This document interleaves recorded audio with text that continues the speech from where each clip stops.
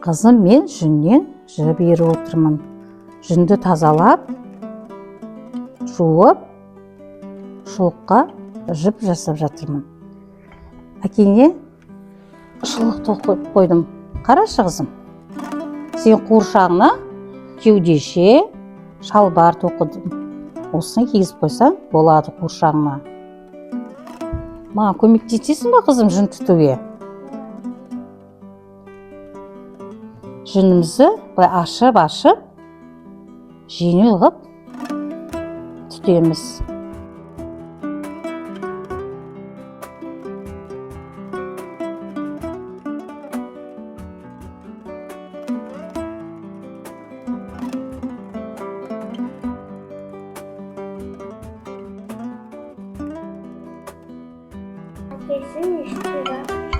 Қызым, мен мына ер-тоқым деген бар, ат әбзелі ер-тоқым.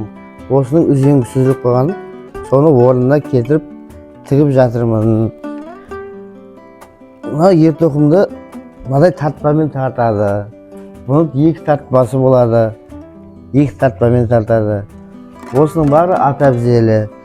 Мынау басына салатын ноқтасы, мынау ауыздығы. Қызым, ана жерден жіп тауып бере қойшы маған.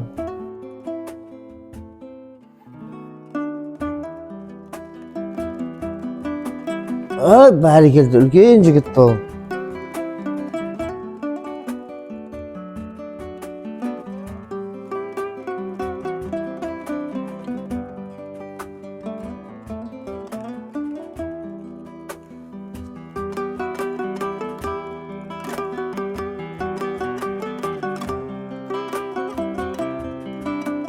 Мына ұстап жүрме қызым.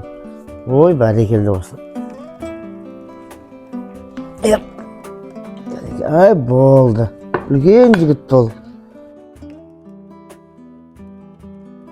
Анасын тақпа дейін. Айта қой қызым.